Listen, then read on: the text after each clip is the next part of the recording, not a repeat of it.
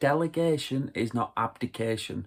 Entrepreneurs, I know what it's like when you're building a business, especially when it feels like you're sat on a volcano, you can't keep up with the demand, you've got new business coming in every day, you're struggling and so on. That, by the way, is a champagne problem.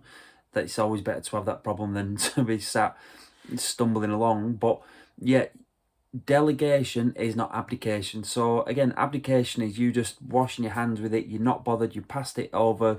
You're not bothered whether it succeeds or fails. But delegation is you passing it on to a team member, hoping, and not so much hoping. That's quite negative, really. Wanting them to complete it as well as you would have completed it, even if you've trained them and you've created systems for it.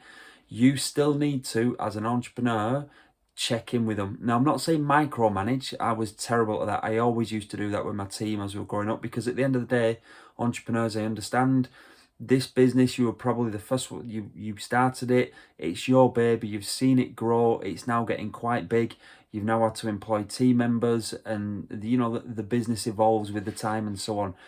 But when it comes to delegation, the last things you should delegate are the things that move the needle the most. The first things you should delegate are the ones that don't move the needle, that are taking up too much of your time. So if you value your time at £50, £75, £100, £200 an hour, whatever it is, you should not be doing tasks that don't meet that level.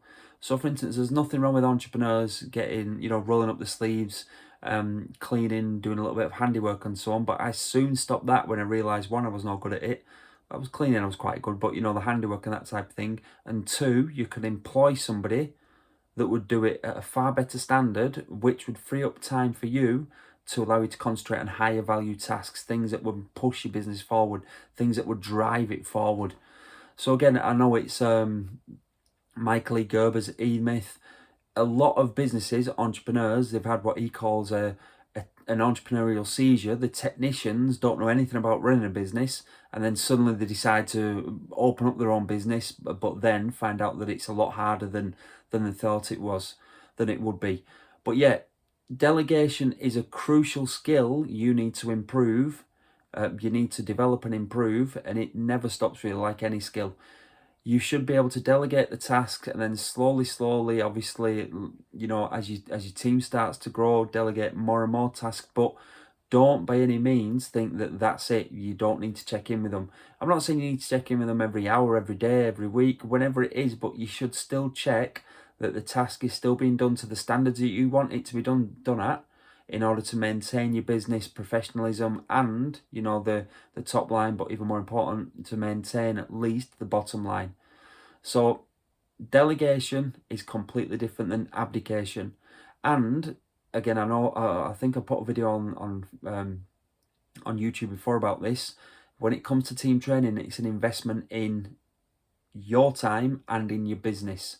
So team training should then be a part of, and it's a good one there, where you can say, right, to somebody, right, Bob, you're now in charge of this, after you feel that you've done enough team training to bring them up to a certain level. And then you just check in with Bob or whoever it is every now and again to check that it's still being done, and they're likely, even if you've trained them, to have questions, because obviously picking up in theory is doing it, is different than actually practically doing it.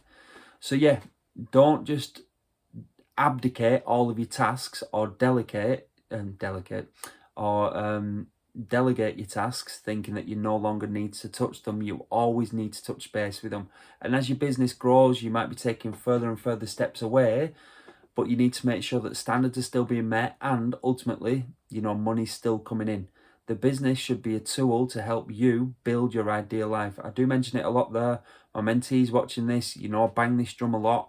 Your business is a tool to help you build your ideal life. Of course, provide a fantastic service to your clients, customers, whoever it is, whether it's a bricks and mortar store, an online store, face-to-face, client service, delivery, subscription, whatever it is, it should be seen as a tool to help you build your ideal life, okay? If not, what's the point? You might as well just get a job somewhere and have all those associated benefits. I hope that helps some people. Keep investing in your team. And again, There's nothing wrong with delegation, but don't abdicate. Good luck, make sure you subscribe to the channel, and all the best.